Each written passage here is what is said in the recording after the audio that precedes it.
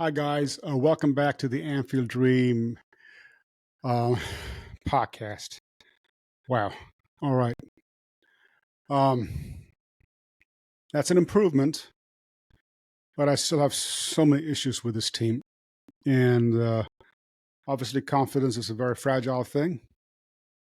And first, confidence individually, confidence in your teammate, confidence in your unit, confidence in what you're required to do. I mean, what your job role is. And just want to look at a couple things, right off the bat. All right. So once again, having Allison back here, man, have we missed him? Like I said, Kelleher was great, but there's so many things Allie does that only Allie can do.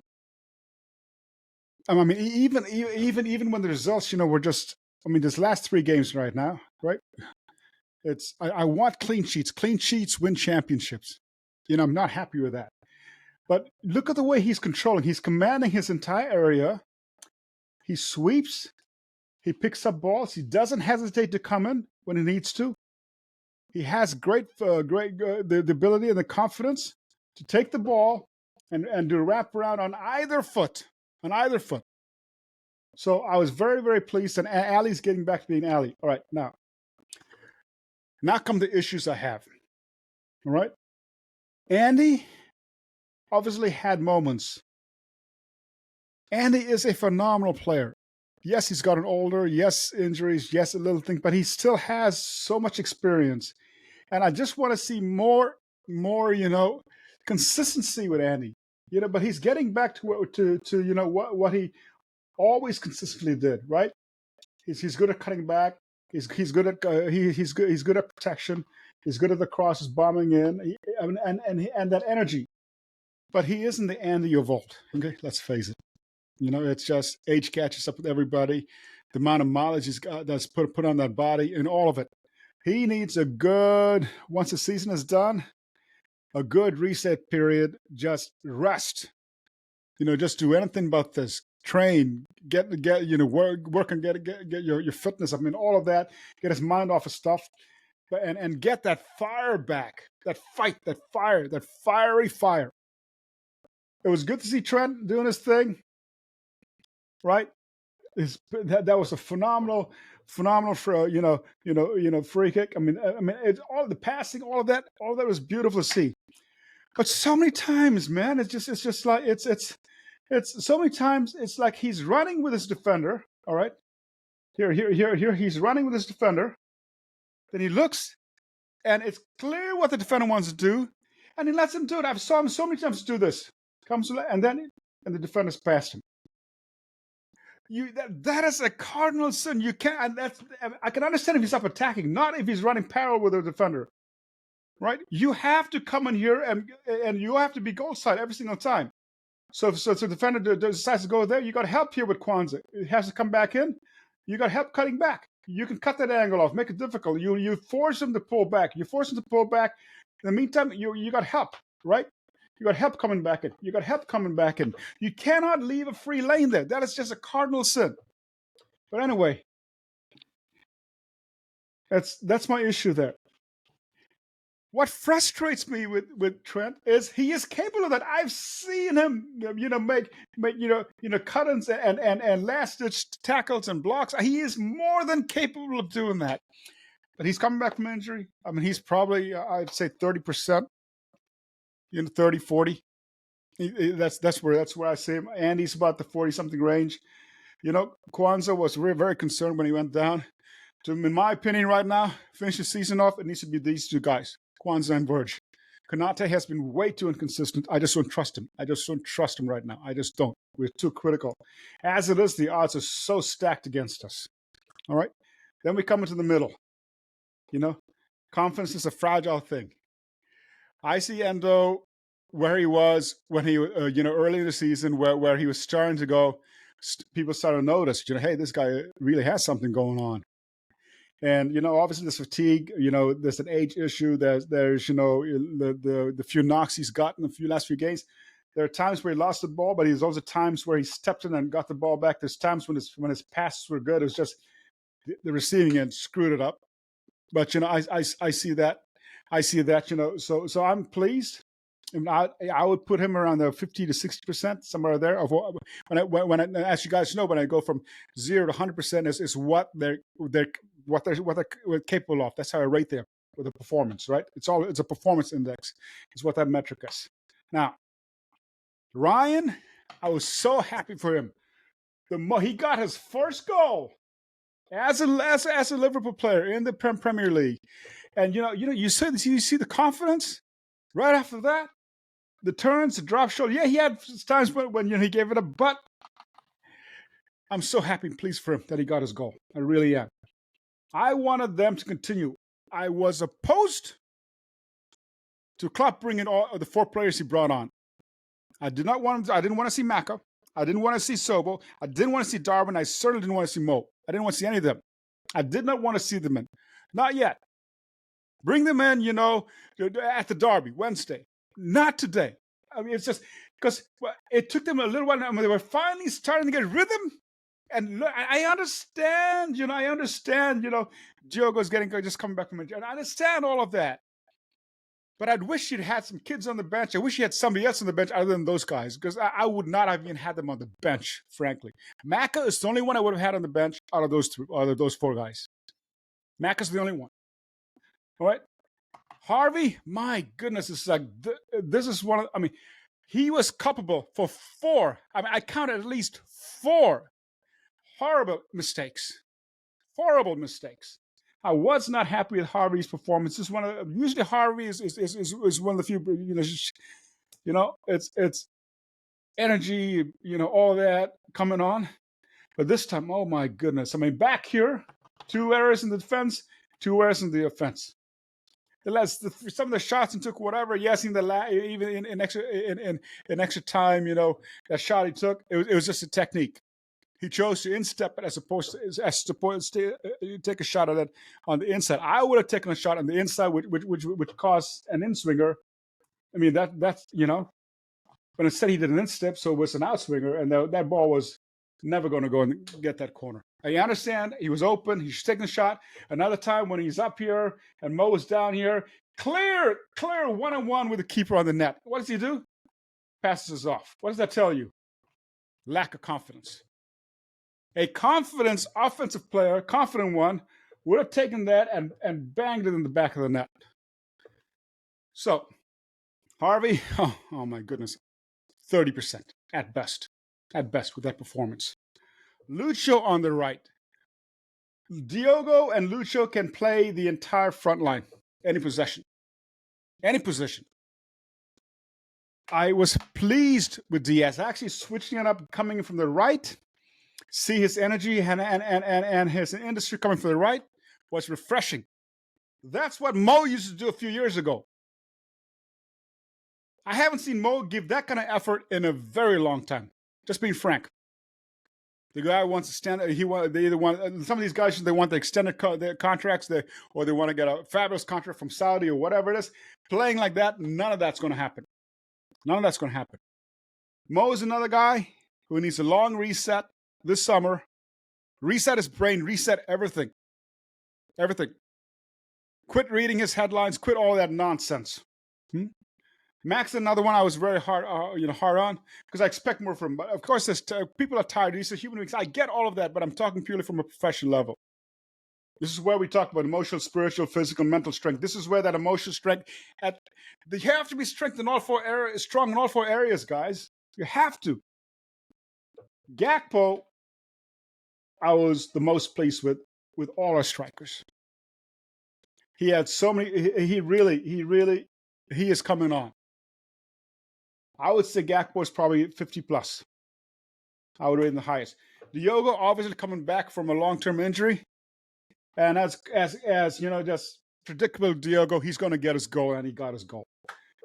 He tried. You can see even the one time when he wanted to take the whole team on and dribble through pre-injury, he did that and scored. It's muscle memory. It's his brain knows he can do it, but his body is like, hey, I'm not quite there yet. Because I've had both LCL and MCL, right? What happens when you have an LCL, MCL? Yes, the medical team will clear you for sprints, But if you're low center of gravity, I was a low center of gravity player, so I did a lot of those low left foot, right foot slashes. You know, I mean, I would cross people up. I would just that's how I play ball. And Diogo, he that's what he does. He's not the biggest guy, but he relies on his ability to slash. That puts a lot of pressure on your collateral muscle, your collateral ligaments, and which is the, you know, LCL, MCL, your left and right side of your knee. And so, and that takes time to heal. I mean, those injuries, yeah, once you see the scans, there's no inflammation, yada, yada, yada, but it still takes months. But unfortunately, we don't have months. So you just play through pain, you keep icing, you keep you know, all the sportsman stuff that helps accelerate the healing that goes on, and you're constantly doing strength training to get everything else strong around there. So that's how you recover from that injury. And he's young enough that he can recover from pretty quickly. All right, so anyway, as the game progressed, they started getting more rhythm. Endo started getting more confidence. He started a lot of doing this. You saw him doing a lot of, you know, great distribution, short passes. It's when you're a footballer, you use your peripheral vision to see, you know, where you are with progression of the ball. So high level athletes, elite athletes should be able to cover, you know, at least 180 on your peripheral. So when you do a scan, you get a 270, you got a 270, right? And now it's your brain making, you know, millions, billions of nanosecond decisions in a very, very short time. You're constantly recalibrating. That's the difference between an elite athlete and your everyday Joe that goes plays in a Sunday league or whatever. So I understand this is why I get frustrated, because I know what they're capable of. Now, my issue, just when they're getting some rhythm, I understand. Even in the previous game, you know, at Atlanta, when Jaden Dance came on, man, it's like, wow, finally somebody with a little effort. Instead of having these morons back on, I would have rested them.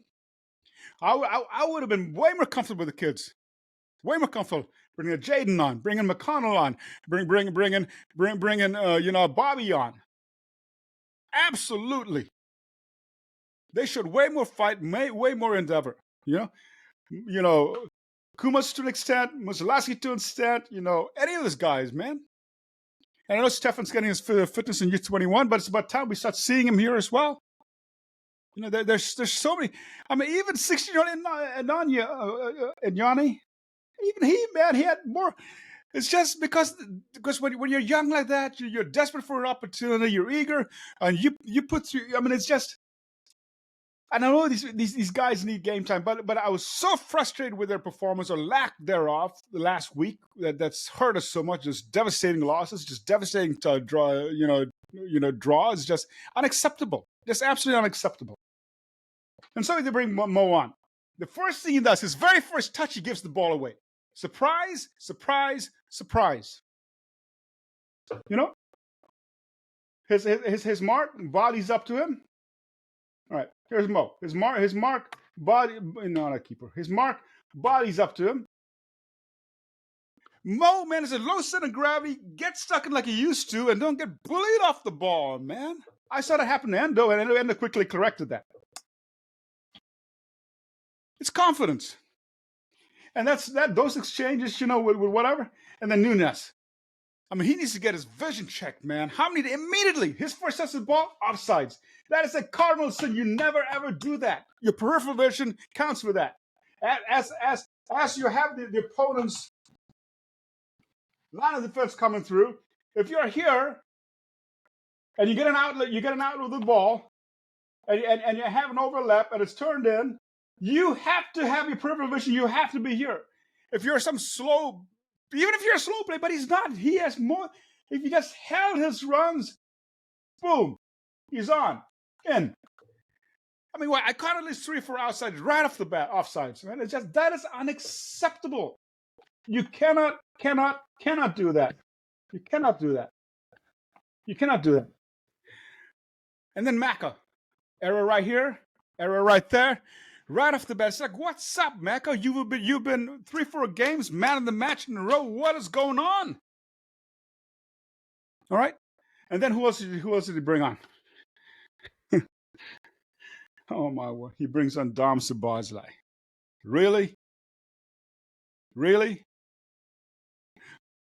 I'm just frustrated. Yeah, they won. That's good.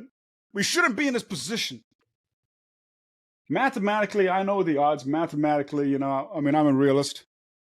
I mean, I saw the performance, just briefly because I'm not even motivated to watch some of these other teams but everybody's stuttering and stumbling. The goal difference keeps climbing. It's always a plus, some plus, plus, plus. I wanted more goals. I said, 20 minutes on, these guys brought on, they better be scoring, banging in more goals. The guys who came off would have had more. They created more chances than the guys who were brought in to replace them. So I wasn't happy with the substitutions at all. At all. Not having it. All those guys, I would not have any of them on the bench. None of them. The only one I would have had on the bench was Maka. Maka, of course, made up for it, whatever, because Maka's Maka. Now, here's the issue. Remember earlier we talked about units, right? You have your back line, you have your mid, and you have your front line. All right? We talked about playing the net. I don't care if you're playing man like they did at Atlanta, or if you're doing a hybrid, a zone man, or whatever, whether it's a 3-4-3 or a 4-1-2-3 or a 4-3. What it doesn't, it's irrelevant. It's a relevant position. You have to make sure when you set the net that you have that short, confident passing that allows the ball to do this. Because when you're constantly moving the ball around, you're putting the defense under pressure. So when you're doing that, the defense is so concentrated on the spaces, you allow for like a Trent inversion. Now he can play a quarterback role. You come back in the 3. Excuse me, guys. And you're allowed all that stuff, or you can have something like a robo bombing down, because you got cover. Ender's going to drop back at that point. You have the two center backs pushing up. And if they go forward to attack, you have your 6 there, and potentially an 8.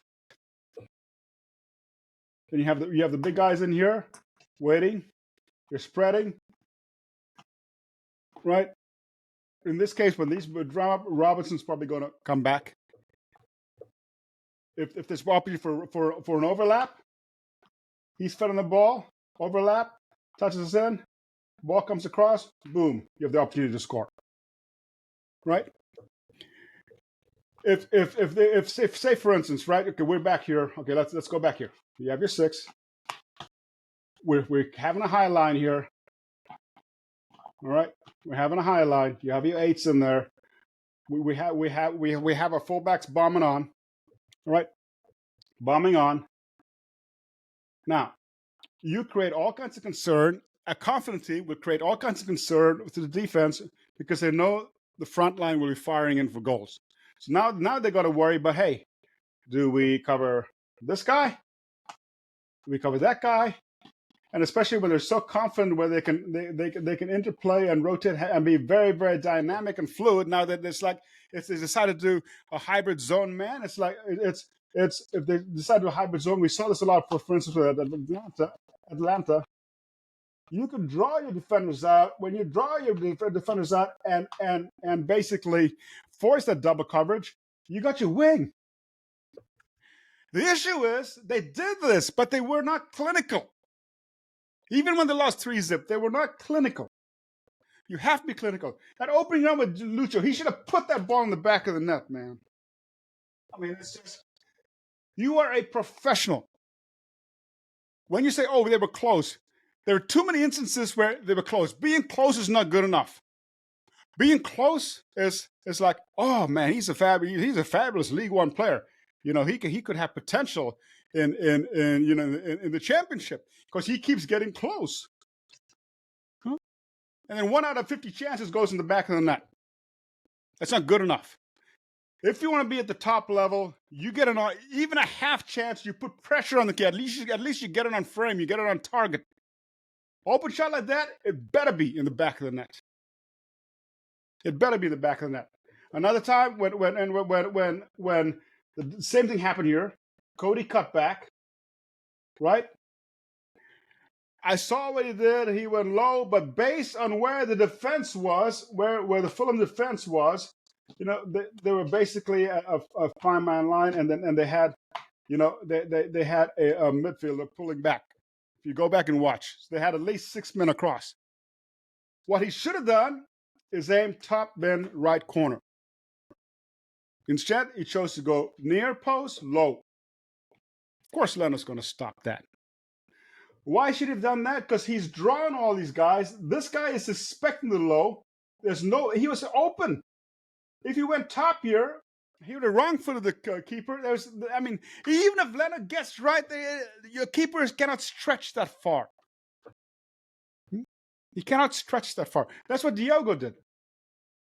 Literally, just a few minutes prior to that, he did the same thing. Leonard got a little bit on it, but it still rolled it in.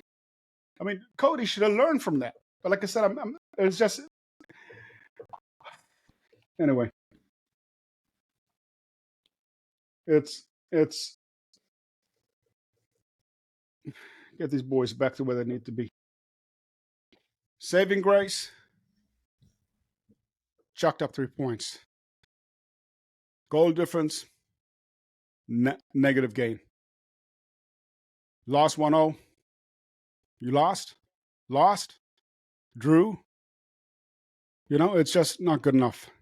But anyway, it is what it is. We have to win at all costs, no matter what. At this point, it's not about goal difference, not about any of that. We just simply have to win the remaining 5. Statistically, the chances of us winning the league obviously are extremely small. But the fact of the matter is, the other two are also not exactly playing scintillating football. Neither Arsenal nor City. We have to win our games. They have to slip up. That's our only chance.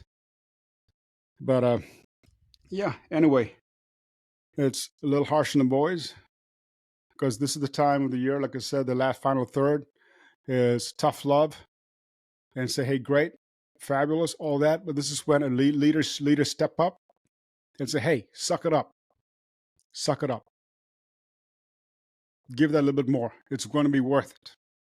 Don't give up. Keep firing. You're hurting. The opposition's hurting just as much, if not more so. Get it done. Let's go. Come on, Liverpool. I got to give props to the fans. Our fans, our support. They did not stop singing. That's when it's paramount. I'm telling you guys, having played football, when you hear you can hear the crowd sigh, or you hear the crowd bated breath is standing up. I remember the one one goal is just you could hear the local commentator yada yada yada going on. It's like he slashes right, whatever. It's just one of those things where I was a 2-footer guy, so it was always. I always never took the same type of shot or technique ever back to back, ever. Because I wanted to make sure whoever's defending, whatever form, whether it's a net defending, whether it's as a unit, as a whatever, it didn't matter. And every strike, every offensive player, you remember goals that you barely missed, where you're like, man, if you could only have the moment again, you would have done it a different way. Then you remember those goals where it's just like, you absolutely just sat somebody down and put the ball in the back of the net and just carved up that defense. Those beautiful things. So speaking of which, unit scores wise, let's get the units all back together. As far as where their ceiling would be. The defense, I would say around 50%. The midfield, middle area, 40 plus. The strikers, 40 plus. That's how I would have rated this game. Allison, 60 plus. Maybe even a 70. He was the only one to really excel, but then we know what Allison is capable of. So that's overall the capacity of this team and what they're capable of. Yeah, overall 40, 50, maybe max. There are several gears up that they can go. So anyway, guys, love you all. You'll never walk alone. Come on, boys. You know, it's off to the opposite end of Stanley Park there. Let's get it done. Let's take care of business. First and foremost, clean sheets win championships. Keep a clean sheet. A. Then B, win. Then C, hopefully get a net positive gain on the goal difference. All right, talk soon.